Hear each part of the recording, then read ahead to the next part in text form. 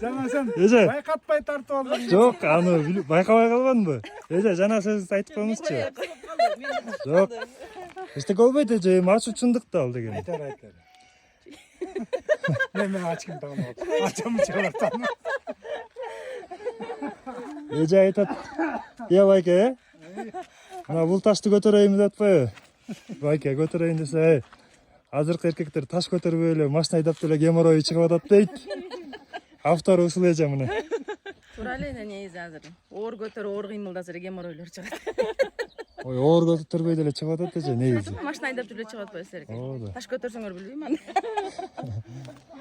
Байке, жана окуяны айтып берсеңиз, сиз уккан жанагы төөнүн санын көрсөтүп атпайсызбы? Эми эл Жок, бир казактын балбаны истеп келет экен да.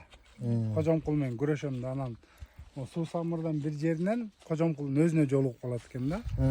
Анан Кожомкул төбө сөөп аткан болот экен да.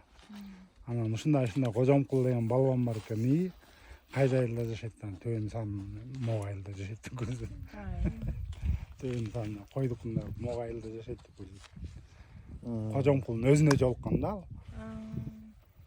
өзүнүн келбетин, боюн көрүп деле Кожомкул экенин билсе болмок, э?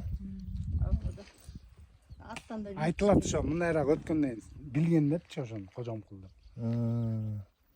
Жозо төбөнүн саны менен мого айыл. Таластын кайсы жерден келип атасыздар байке? Бакай ата Кара Бура. Өзүм Бакай атадан болом.